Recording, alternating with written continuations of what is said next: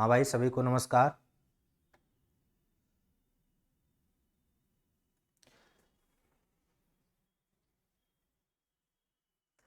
आप सभी को यथार्थ लर्निंग के ऑनलाइन प्लेटफॉर्म पे स्वागत करते हैं। उम्मीद है कि आप लोग सभी लोग स्वस्थ होंगे, मस्त होंगे और अपनी पढ़ाई भी जबरदस्त कर रहे होंगे। देखिए, रेशियो एंड प्रपोर्शन का सीरीज चल रहा है। रेशियो एंड प्रपोर्शन के सीरीज में आज हम क्वेश्चन नंबर 17 से बात करने वाले हैं। क्वेश्चन नंबर 16 तक हमने करा चुका है, क्वेश्चन नंबर 17 से बात करने वाले हैं। और जैसे जैसे टाइप आगे बढ़ेगा अच्छे क्वेश्चन आने लगेंगे, ये तो आप जानते ही जानते हैं। तो चलिए आज बिना टाइम वेस्ट किए सीधे फोकस करते हैं क्वेश्चन की तरफ कि क्वेश्चन आपके सामने क्या क्या है, इसको समझिएगा बात से। ठीक है, पहला ही क्वेश्चन आपके स्क्रीन के सामने है। यदि कोई राशि ए बी सी में बांटी जाती है, ए कुल राशि का कितना पार्ट पाता है? तो आप कहेंगे सर जी ए कुल राशि का आपको दे रखा है 3/16 पार्ट।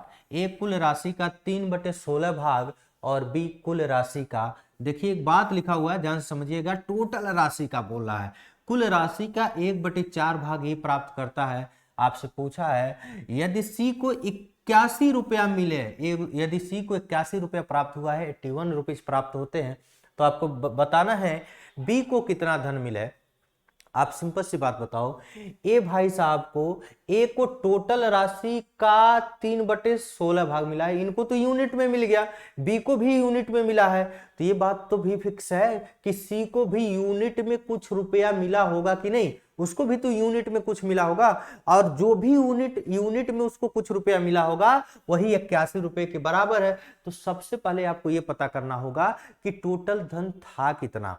इससे पहले जो भी आपने सवाल पढ़ा होगा उसमें आपको टोटल धन ऑलरेडी दे रखा था, इतना धन बांटना है। लेकिन इस सवाल में हुआ क्या है कि यहां पर खुद नहीं पता है कि टोटल धन है कितना। लेकिन हम बार बार एक चीज सिखाते चले हैं आपको कि जब भी कोई चीज फ्रैक्शन में 1/4, 3/16 इस टाइप का दिया हो, तो आपको टोटल निकालने में, इनिशियल वैल्यू निकालने में कोई दिक्कत नहीं होनी चाहिए। आपको सीधा सीधा समझाए हैं कि जो नीचे दी गई संख्या होती है ना, जो फ्रैक्शन की नीचे दी गई संख्या होती है, उन्हीं संख्याओं का हम क्या ले लेते हैं? एलसीएम ले लेते हैं, एलसीएम ले लेते हैं। तो 3/16, 1/16, ये नीचे दी गई संख्याओं का, हर में लिखी संख्याओं का एलसीएम ले लीजिए, तो आपको कुल धन का पता चल जाएगा। कुल धन यूनिट में कितना यूनिट था? तो आप कहेंगे सर 16 और 4 का एलसीएम तो 16 होता है। तो कुल धन का आपको पता चल गया। कुल धन आपके पास कितना था? तो आप कहेंगे सर 16 यूनिट था। कुल धन कितना था? 16 यूनिट। 16 यूनिट में से जो 16 यूनिट धन था, इस 16 यूनिट के धन में से ए भाई साहब को इस टोटल का 3/16 मिला है। ध्यान से बात समझिएगा, कुल धन लिखा हुआ है, कुल राशि का, तो 3/16 कुल राशि का मिला है। तो 16 का 3/16 कितना रुपया होता है मेरे भाई? तो सर जी 3 यूनिट, 3 यूनिट होता है। यानी ए को यूनिट में 3 यूनिट मिला। असल में 3/16 पार्ट का मतलब 3 यूनिट मिला टोटल का। बी को भी देखिए, बी को रिमेनिंग नहीं बोला है, बोला है कुल धन का 1/4 भाग मिला है। तो कुल धन 16 था, इस कुल धन का 16 का 1/4 पार्ट मिला है, मतलब इसको कितना मिला है? 4 यूनिट मिला है, 4 यूनिट धन मिला है। इसको 4 यूनिट मिल गया। अब देखो इन दोनों को मिला के यूनिट में 7 यूनिट मिल गया। ए और बी को मिला के यूनिट में 7 यूनिट मिल गया। तो सी को यूनिट में कितना मिला होगा? तो कहेंगे सर 16 में से 7 तो यही दोनों ले लिए, 30 भाई साहब को 9 यूनिट मिलेगा। यूनिट में इसको 9 यूनिट रुपया मिलेगा। और आपसे क्वेश्चन के अनुसार सही सही में इसको कितना रुपया दिया गया है? 81 रुपया दिया गया। तो आप कहेंगे सर यूनिट में तो इसको 9 यूनिट मिला, लेकिन सही सही में 81 रुपया, तो 1 यूनिट की वैल्यू हो जाएगी 9 रुपया। 1 यूनिट की वैल्यू हो जाएगी 9 रुपया। आपसे पूछा है बी को कितना धन मिला, तो आप ये बताओ बी को जो भी राशि मिली है वो राशि कितनी यूनिट है? तो कहेंगे सर 4 यूनिट है। कितनी यूनिट है? 4 यूनिट है। और यहां देखिए 1 यूनिट की वैल्यू आपने 9 निकाला, तो 4 यूनिट की वैल्यू आपकी कितनी हो जाएगी? 36 रुपया। कितने रुपया भाई? 36 रुपया हो जाएगी। क्लियर है? बात समझ में आया? बहुत ही जबरदस्त प्रश्न है, ऑप्शन नंबर बी। उम्मीद है आपको सभी को समझ में आएगा। यहां तक किसी बड़े भाई को तकलीफ, दिक्कत, समस्या नहीं होनी चाहिए। चलिए आगे बढ़ते हैं, अगले क्वेश्चन की तरफ चलते हैं। नेक्स्ट प्रश्न, क्वेश्चन नंबर 18, ये रहा आपका स्क्रीन बोर्ड पर क्वेश्चन नंबर 18 कह रहा है। क्वेश्चन नंबर 18 क्या कह रहा है कि ये एक धनराशि कुछ आदमियों में बराबर बराबर बांटी जाती है। एक जो धनराशि है कुछ आदमी है, ना तो आपको धनराशि पता है ना ही आदमी पते हैं। सबसे बड़ी बात तो यही है इस लाइन में, ना तो आपको आदमी पता है ना तो आपको धनराशि पता है। कह रहा है कि एक धनराशि कुछ आदमियों में बराबर बराबर बांटी गई। यदि 8 आदमी अधिक होते तो प्रत्येक को 1-1 रुपया कम मिलता, और 4 आदमी कम होते तो प्रत्येक को 1-1 रुपया अधिक मिलता। तो कहा है कि आदमियों की संख्या और धनराशि क्या होगी। 2 क्वेश्चन आपसे पूछा गया है। पहला प्रश्न ये है कि आदमियों की संख्या क्या थी, दूसरा प्रश्न है धनराशि क्या थी, धनराशि क्या थी। क्लियर?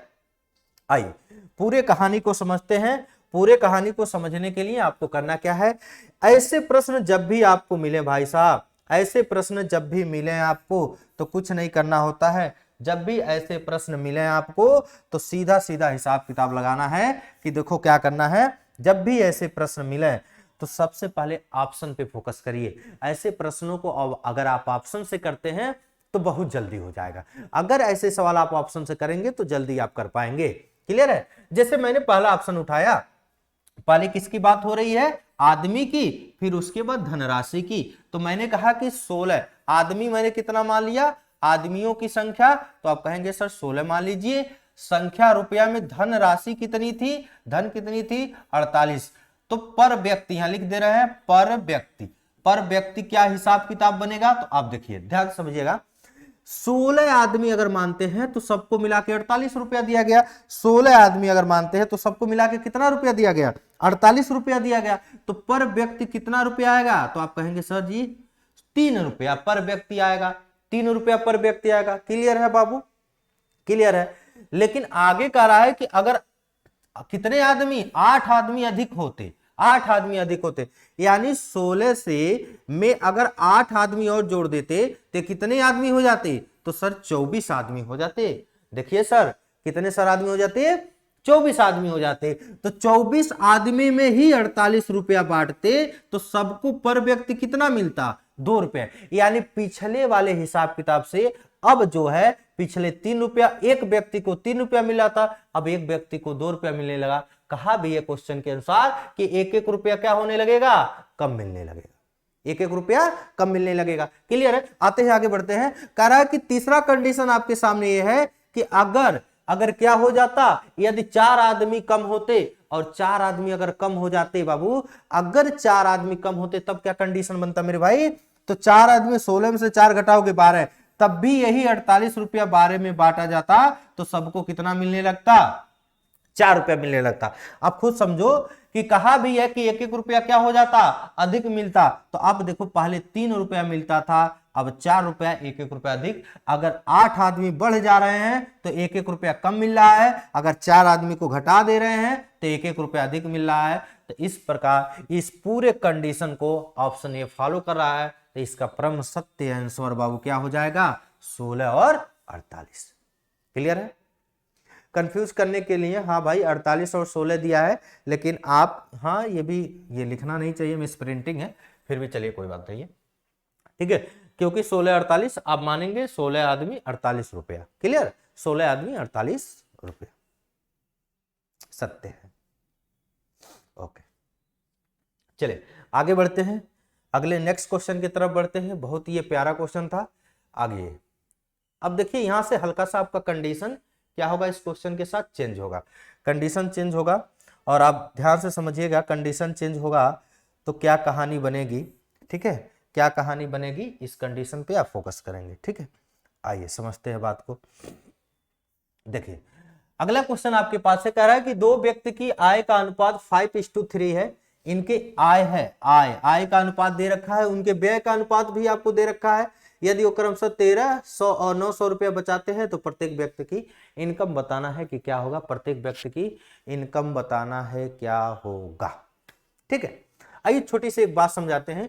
जैसे किसी भी व्यक्ति की इनकम किस बात पे डिपेंड होती है, किसी भी व्यक्ति की जो आय होती है, इनकम होती है, वो किस बात पे डिपेंड करती है, इस बात को समझते हैं। तो किसी भी व्यक्ति की जो आय होती है, इनकम होती है, वो किस बात पे डिपेंड करती है, तो आय बराबर होता है आपका बचत प्लस खर्च, बचत प्लस खर्च। जितना आप बचाते हैं और जितना आप खर्च करते हैं, बचत और खर्च को अगर आप ऐड कर देते हैं तो आपको क्या पता चल जाता है, किसी भी व्यक्ति की इनकम।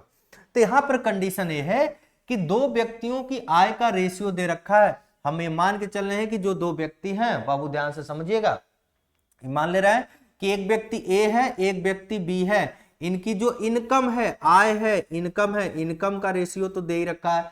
इनकम कितना दे रखा है आपको, तो आप कहेंगे सर 5:3। तो पूरा नहीं पता है तो 5x करना पड़ेगा और ये 3x करना पड़ेगा। अब जाके पता चला कि इनकी टोटल इनकम कितनी निकल के आ गई, तो 5:3 आ गई, 3 आ गए। क्लियर। अब आगे करें इनके व्यय का अनुपात, इनके एक्सपेंडिचर कितने दे रखे हैं, व्यय कितने हैं, व्यय का रेशियो क्या है, एक्सपेंडिचर कितने हैं, तो 9 है और 5 है, 9:5।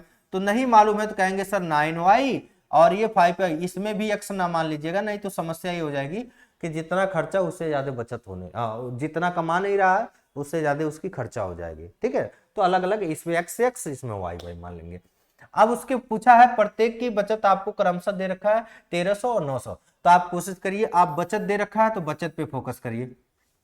अगर मैं एक की बचत की बात करूं, एक की क्या बचत, एक का अगर हम बचत निकालें तो आप कहेंगे सर जी बचत निकालने के लिए आपको खर्च को इधर भेजना पड़ेगा, यानी आय में से खर्च को घटा दीजिए। तो आय में से खर्च को आप घटा दो तो इनकम कितना है इसका 5x है, इसके आय में से इसके खर्च को अगर घटा देते हैं तो एक की बचत निकलेगी और एक की बचत सही में कितना है, तो 1300 रुपया है, 1300 रुपया है। क्लियर है। उसके बाद आपको कहा है कि बी की बचत निकालें। अगर हम बी की बचत यहां से निकालें तो आप कहेंगे सर बी की जो बचत होगा ना, बी की जो बचत होगा वो 3x में से 5y घटा दीजिए, ये बी की बचत होगी और वास्तव में बी की बचत कितनी है 900। आपके सामने दो इक्वेशन दिखाई दे रहे हैं, equation first and equation second. इन्हीं दोनों इक्वेशन को आपको क्या कर देना है, ऐड कर देना है, यहीं से आपके क्वेश्चन निकल जाएंगे। तो आपको पता है कि ये प्रोसेस आप लोग सभी लोग जानते हैं कि दो इक्वेशन है, इसमें x का मान सेम कर लीजिएगा और आपका आंसर आ जाएगा। क्लियर है, उम्मीद है कर लेंगे आप लोग। ठीक है, कर लीजिएगा। ओके, चलिए अगले क्वेश्चन की तरफ बढ़ते हैं और ये रहा मेरा आज का प्रश्न नंबर 20। क्वेश्चन नंबर 20 ये तो बहुत इजी है, इसमें थोड़ा सा कॉन्सेप्ट हम समझा सकते हैं आपको कि 20 नंबर में क्वेश्चन में क्या होगा। 20 नंबर क्वेश्चन जो है बहुत इजी क्वेश्चन है। कह रहा है कि पी और क्यू की आय का अनुपात जो है, पी और क्यू की जो आय का अनुपात है वो 3:4 है और उनके व्यय का जो अनुपात है वो 2:3 है, 2:3 है। कह रहा है यदि प्रत्येक में इनमें से प्रत्येक जो है कितने रुपए बचाते हैं, इनमें से प्रत्येक जो है 600 रुपए की सेविंग कर रहे हैं, तो आपको बताना है कि बचत जो पी की आय है वो इनकम क्या होगी। एक चीज समझना, पिछले वाले क्वेश्चन और इस क्वेश्चन में बस फर्क इतना है कि पिछले वाले क्वेश्चन को अगर ध्यान से समझिएगा तो जो चीजें हम बताने जा रहे हैं जरा गौर से देखिएगा बाबू, बच्चा ध्यान से। इन दोनों रेशियो के बीच डिफरेंट सेम नहीं है। इन दोनों रेशियो के बीच मतलब कि इनकम और किसके बीच, एक्सपेंडिचर के बीच जो रेशियो का डिफरेंट है वो सेम नहीं है। देखो कैसे सेम नहीं है, मतलब जो 5:3 तो ये है, 5:3 ये है और 9:5 ये है। तो इन दोनों का अगर डिफरेंट देखे तो यहाँ पे 4 का है और इसमें डिफरेंट देखे तो यहाँ पर 2 का है। अगर ये डिफरेंट सेम होता तो कहानी कुछ और होती, तब 1 सेकंड में आंसर हो जाता। डिफरेंट सेम नहीं है तो थोड़ा सा लंबा प्रोसेस है, मतलब दो इक्वेशन बन जाएंगे, उन दोनों से x और y निकाल लेंगे, वही आपकी वैल्यू हो जाए, पुट कर देंगे ऑप्शन में। तो ठीक है, लेकिन अगर डिफरेंट सेम होते तो मजा आ जाता। जैसे इस क्वेश्चन को अगर किया जाए, क्वेश्चन नंबर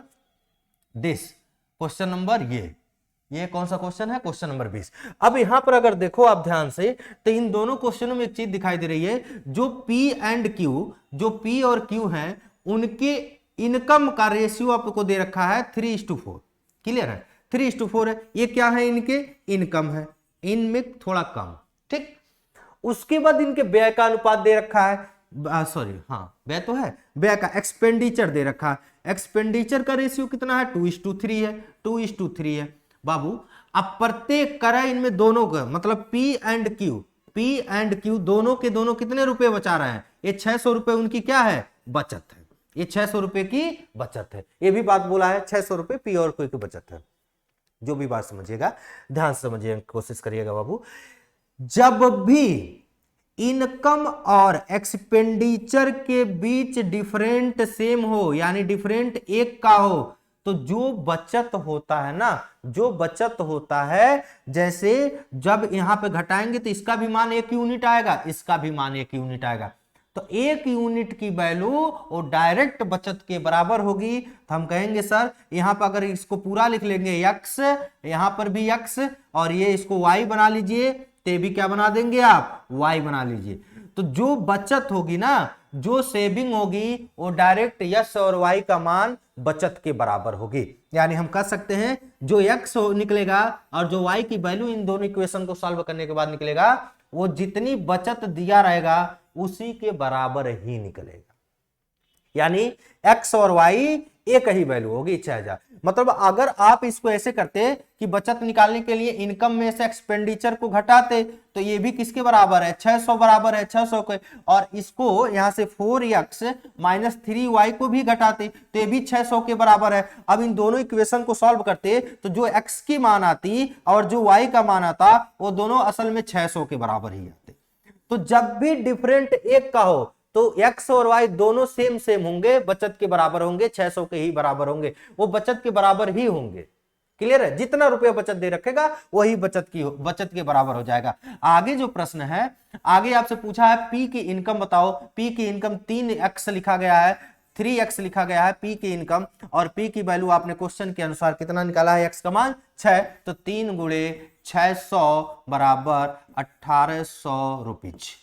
तो P की जो इनकम है वो 1800 रुपीज है। एक जीरो एक्स्ट्रा है या एक जीरो इसमें कम है, तो आप देख लीजिएगा, इसको 6000 बना लीजिएगा, 6000 6000 एक 18000। क्लियर है? ओके, चलिए नेक्स्ट क्वेश्चन की तरफ बढ़ते हैं। क्वेश्चन नंबर आज का 21। अब इस क्वेश्चन को ध्यान से समझिएगा, ये थोड़ा इंपॉर्टेंट प्रश्न है आपके लिए। क्वेश्चन नंबर कौन सा? 21।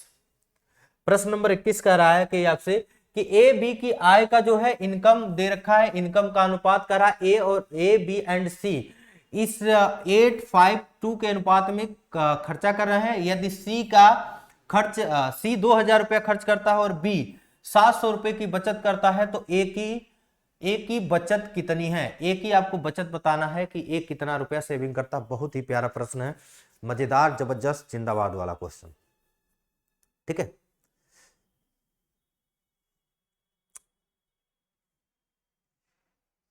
अरे बुद्धि भ्रष्ट है, अब कैसे समझाएं? इक्वेशन नहीं हो पा रहा है, कंपटीशन छोड़ दो, नालायक। चलिए, अरे सीरियस मत लीजिएगा। आइए आइए समझते हैं। ये जो प्रश्न है बाबू, अगर आप इसको ध्यान से देखो तो आपको क्वेश्चन में दे रखा है ए और बी की इनकम।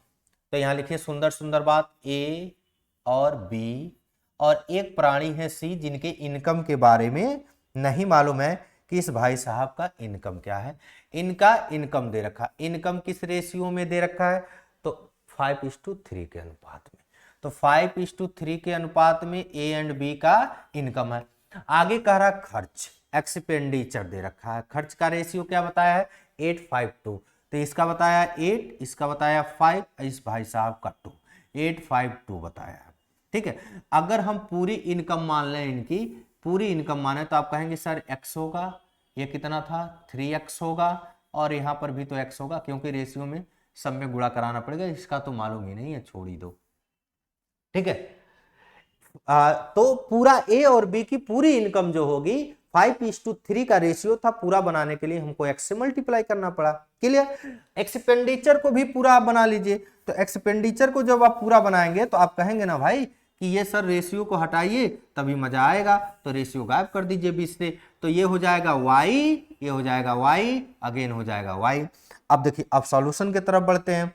अब देखो ध्यान से, आ रहा है सी के बारे में बताया है, सी का खर्च आपको दे रखा है, सी कितना रुपया खर्च करा 2, तो यहां पे सी का एक्सपेंडिचर कितना दे रखा है, यहां पर सी का एक्सपेंडिचर 2y, यानी 2y की वैल्यू तो आपको डायरेक्ट बता चुका है क्वेश्चन में कि कितना रुपया है, 2000 रुपया है, तो y का मान यहां से तमीज के साथ कितना हो जाएगा, 1000 रुपया हो जाएगा y की वैल्यू। क्लियर है, y की वैल्यू तो 1000 हो जाएगा, और आपको 2y बराबर 2000 दे रखा था, तो y की वैल्यू कितनी निकल के आ गई, 1000 रुपया निकल के आ गई। आगे एक प्रश्न और बोला है कि बी की सेविंग आपको बताया है, तो बी का सेविंग कैसे निकलेगा, तो बी की बचत निकालने के लिए उसके इनकम में से, आय में से व्यय को घटाना पड़ेगा, यानी 3x में से 5y को अगर घटा दें तो उसकी कितनी निकल जाएगी, सेविंग निकल जाएगी। और असल में ये बचत कितने रुपए की बराबर है, तो 700 के बराबर है, 700 कर दिए।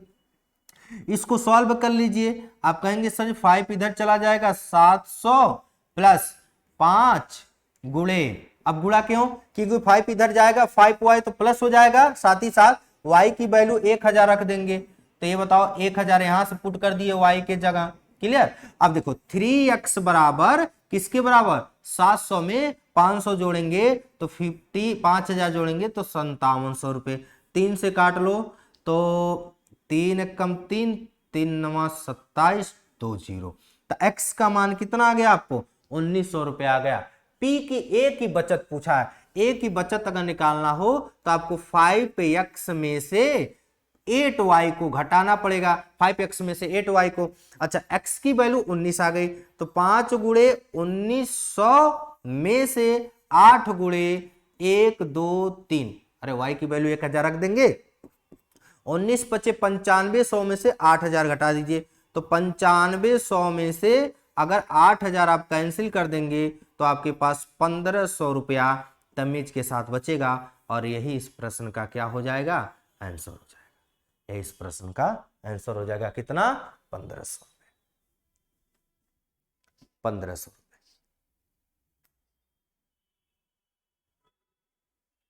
ठीक, चलिए नेक्स्ट क्वेश्चन की तरफ बढ़ते हैं, और ये रहा क्वेश्चन नंबर कौन सा, क्वेश्चन नंबर 22। ठीक है, ये जबरदस्त प्रश्न है, क्वेश्चन नंबर 22 आपका जबरदस्त प्रश्न है। आइए क्वेश्चन नंबर 22 में बढ़ते हैं।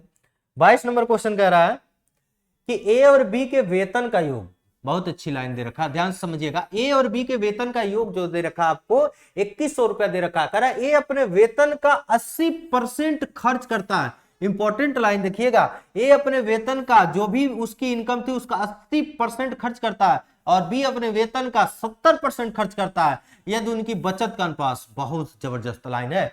यहाँ पे खर्च परसेंटेज में खर्च हो रहा है और बचत आपको दे रखा है, बचत का अनुपात दे रखा है, तो कहा है ए का वेतन बताओ, ए का इनकम बताओ। बड़ा जबरदस्त प्रश्न है बाबू, ध्यान से समझने की कोशिश करिएगा। देखिए बड़े भैया, देखो आपको करना क्या है, चलिए सबसे पहले अंतिम लाइन पे फोकस किया जाए कि दोनों के जो दोनों व्यक्ति हैं उनके बचत में अनुपात आपको दे रखा है, उनके बचत में क्या दे रखा है, अनुपात दे रखा है कि वो कितना कितना बचाते हैं। क्लियर है, बचत में अनुपात दे रखा है।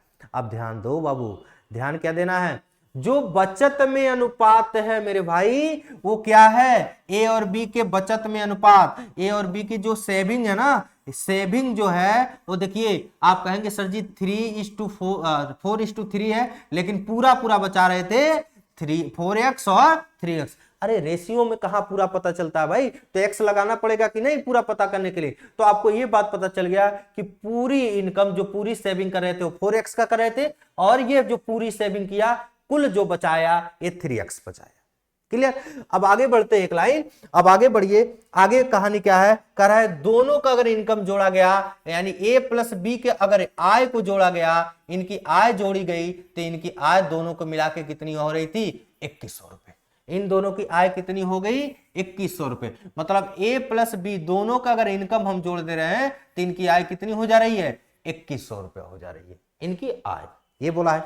साथ ही साथ देखो, अब हम यहां से ये क्लियर नहीं कर पा रहे हैं कि ए कितना कमाता था और बी कितना कमाता था।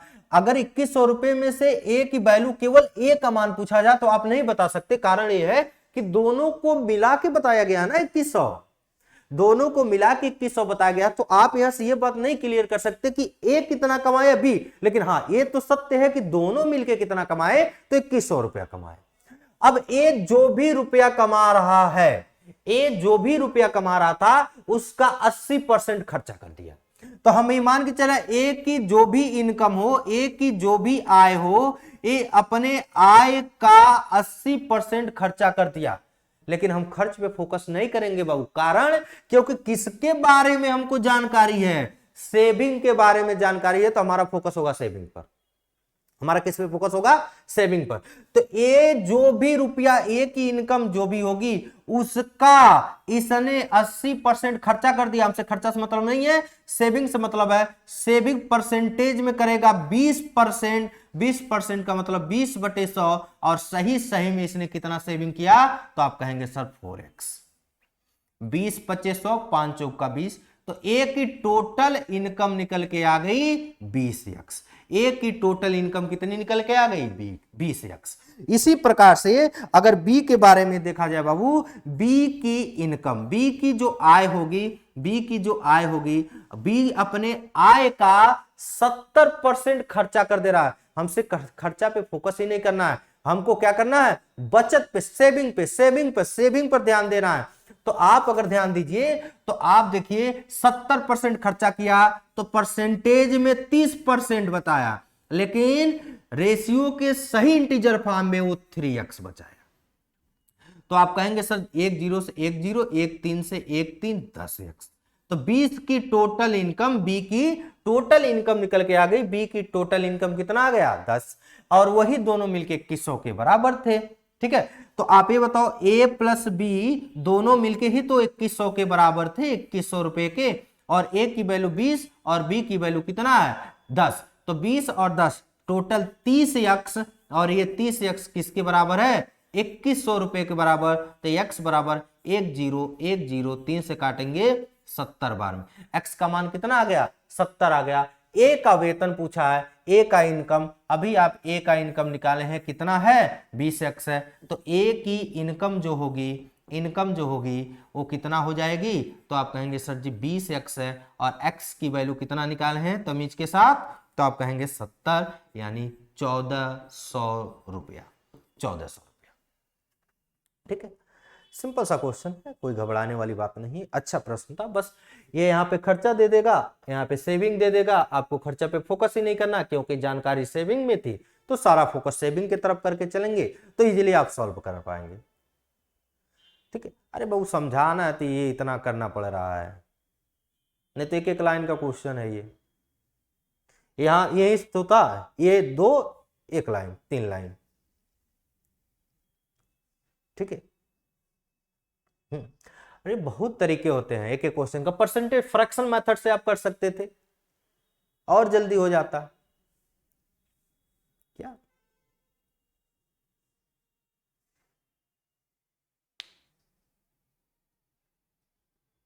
हाँ, चलिए नेक्स्ट क्वेश्चन की तरफ। Question number 23, question number 23 same उसी प्रकार का प्रश्न है, सेम उसी प्रकार का प्रश्न है। क्वेश्चन नंबर 23, क्वेश्चन नंबर 23 कह रहा है कि, क्वेश्चन नंबर ये 23 रहा, चलिए कह रहा है ए बी सी, अब 3 व्यक्ति आ गए हैं, इन तीनों की इनकम आपको पता है कि कितना दे रखा है, तीनों का जोड़ के 76,000 रुपए दे रखा है। कह रहा है यदि वे अपनी इनकम का क्रमशः 30%, 25% और 20% सेविंग कर रहे हैं, सेविंग सेविंग सेविंग, यहाँ पे खर्चा नहीं है, इस बार बचत दे रखा है, ध्यान दीजिएगा। पिछले सवाल में खर्चा दे रखा था, इस सवाल में बचत है। पिछले सवाल में खर्चा था, इस बार बचत दे रखा है। यदि उनकी बचत का अनुपात, साथ ही साथ बचत यहाँ का बचत में ही अनुपात है। बचत में वहां पे खर्च कर रहा था, बचत का अनुपात दे रखा था, यहाँ पे बचत कर रहा है और बचत ही अनुपात दे रखा है। तो आप कह रहा है ए और बी और सी की कुल आय, ए तथा बी की आय, कुल आय सी की आय से कितनी अधिक है। मतलब ए और बी के अगर टोटल आय जोड़ा जाए, इनकम जोड़ा जाए, तो सी के इनकम से कितना ज्यादा है। ये सवाल आपसे पूछा गया है प्रश्न के अनुसार। ठीक है, आइए आगे बढ़ते हैं, इस सवाल को समझते हैं। समझना क्या है, समझा तो चुके ही हैं बाबू, बस आपको फोकस करना है कि सीधे सीधे मान लेते हैं ए की इनकम जो भी रही हो, ए अपने इनकम का 30% बचा रहा है, तो सही में 4x बचा रहा है। अब सीधे करना है ना, 30% बचा रहा है तो 30/100 बराबर 4x बचा रहा है, सीधे। ठीक है, यहां से एक जीरो कैंसिल, 40/3। तो ए की इनकम जो आ जाएगी, ए की जो आय आ जाएगी भाई, वो ए की आय कितना आ जाएगी, 40/3x, 40/3x। क्लियर है। अच्छा, अब भी इसी प्रकार किसका निकाल दिया जाए, बी का निकाल दिया जाए। तो बी की जो भी इनकम रहा होगा, बी अपने इनकम का 25% सेविंग करा है, डायरेक्ट 25% सेविंग करा है, और सीधे करा कितना बचा लिए हैं, तो कह रहा 5x, 25 चौका 100, 5 चौका 20। तो बी की जो इनकम हो जाएगी, बी की जो आय होगी बड़े भाई, वो कितना हो जाएगा, 5 चौका 20x, बी की जो हो जाएगी 20x।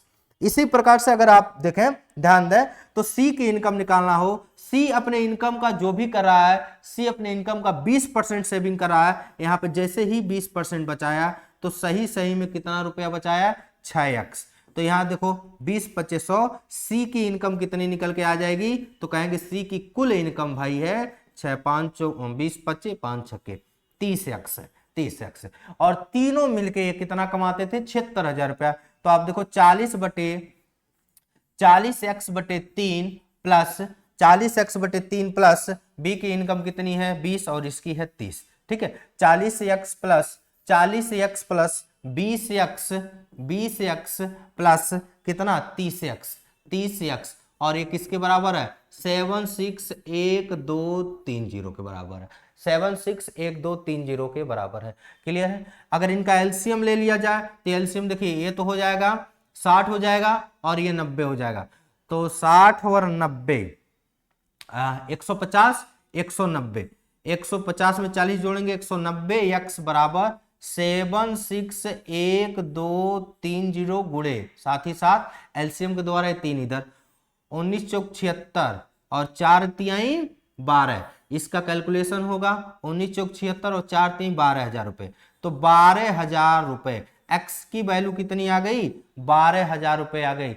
आपसे पूछा है ए तथा बी की कुल आय सी के आय से कितनी अधिक है। तो ए बी की कुल आय जोड़ के बताना है इनके सी की आय में कुल कितना डिफरेंट है। तो ए और बी की अगर कुल आय जोड़ा जाए, तो आप देखो 40x/3 और 20, इन दोनों को जोड़ेंगे तो 20 तिहाई 60 और 40 100/3x। तो ये हो जाएगा 100x/3, और ये इसमें से कितने को घटाना है, तो आप कहेंगे सर जी सी के 30x को, अगर 30x को घटा दें, एलसीएम लोगे तो आप कितना आ जाएगा, तो आप कहेंगे, हाँ ठीक तो है, अच्छा डायरेक्ट निकालो, कोई दिक्कत नहीं है, डायरेक्ट निकालो। तो आप ये बताओ, ये भाई साहब कितना हो जाएंगे, 12,000, 12 गुणे 40/3। तो ए प्लस बी और सी का देखना है, तो ए इसका निकालोगे तो 40 गुणे, ध्यान दीजिएगा 12,000, ठीक है, बटे 3 प्लस बी वाला कितना है 20 गुणे इसका भी x के जगह 12,000, और सी का अब निकाल लीजिए, सी का अब निकाल लीजिए बाबू। तो सी के वाला कितना हो जाएगा, माइनस सी करना है ना, माइनस सी, तो माइनस सी कर लीजिए, कितना आपको दिखाई दे रहा है 30x। तो 30 गुणे 12,000, सबसे 12,000 कॉमन ले लेंगे, सबसे अगर 12,000 कॉमन ले लेंगे तो देखिए 1 2 3, अच्छा कॉमन का लेना है, इसको कैंसिल कर दीजिए 4 बार में, तो 4,000 ये हो गया। अब देखो 4,000 ये 40 ये है, 4 चौका 16, 1 2 3 4 0 प्लस 12 दूनी 24, 24 1 2 3 4 शून्य माइनस 12 3 36 1 2 3 4 शून्य 4 शून्य इधर कर लीजिए। अब देखिए 24 में 16 जोड़ देंगे तो 24 में 16 30 10 40 40 में 36 घटेगा 4000 रुपए। तो तमीज के साथ कितना आ जाएगा 4000 रुपया। Option number first is right answer. अरे घटाना पिटाना तो आप अपने अनुसार से करिए। अरे अब बड़े आदमी हो गए हैं, है ना। ये देखो ये माइंड में कैलकुलेशन आपको समझाने के लिए हम कर रहे हैं ना। ये माइंड कैलकुलेशन होना चाहिए, बहुत जल्दी कैलकुलेशन होना चाहिए कि क्या होगा। माइंड कैलकुलेशन होना चाहिए, इतना लिखना नहीं है। और असल में देखा जाए तो ये एक ही लाइन में इस सवाल का आंसर है। दिस ये लाइन, इतने ही लाइन में सवाल का आंसर है। अरे बात समझ में ना। चलिए आगे बढ़ते हैं नेक्स्ट क्वेश्चन की तरफ। और अगला प्रश्न रहा ये आपका क्वेश्चन नंबर 24। क्वेश्चन नंबर 24, ठीक है। Question number 24। तो चलिए बाकी आज यहीं तक रहने देते हैं। नेक्स्ट क्लास में आपसे मिलेंगे तो 24 से क्वेश्चन करना शुरू किया जाएगा। आज के लिए इतना ही। तब तक के लिए आपसे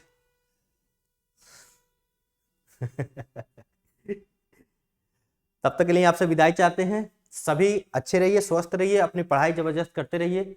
और साथ ही साथ बाकी रोज की कहानी अगर वीडियो पसंद आए तो चैनल को शेयर सब्सक्राइब जरूर करें।